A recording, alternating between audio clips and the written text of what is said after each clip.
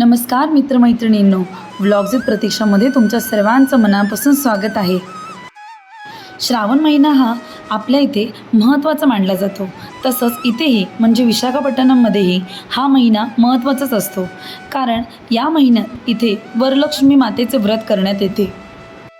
श्रावण महिन्यातील पहिल्या किंवा शेवटच्या शुक्रवारी हे व्रत करण्यात येते।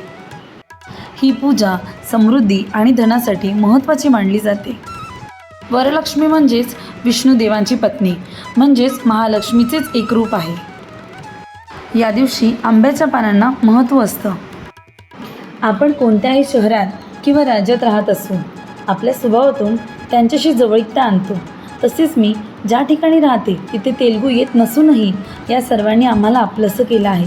त्यामुळे या पूजेत त्यांनी आम्हाला सामील करून घेतलं।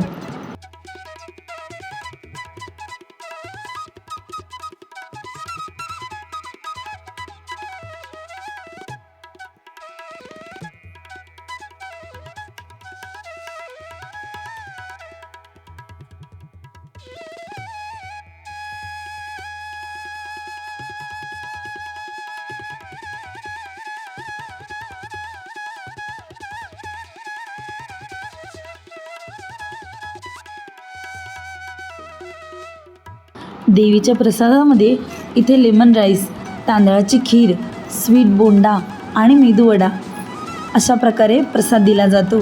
आणि देवीला अर्पण करण्यासाठी फळं, ऊस, मक्याचं कणीस यांचा नैवेद्य दाखवण्यात येतो। इथे सुवासिनींना हळदी कुंकूसाठी बोलवतात। या सुवासिनींना त्यांच्या पायाला हळद लावतात व त्यांना देवीचं स्वरूप मानून माथ्यावरती कुंकू लावतात आणि अष्टगंध गालावरती लावतात। मला इथल्या पद्धती माहीत नसल्याने मी प्रत्येक गोष्ट ही त्यांना विचारून केली।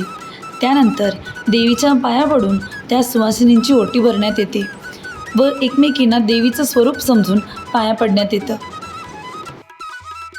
व्हिडिओ आवडल्यास चॅनलला लाईक व सबस्क्राईब करायला विसरू नका।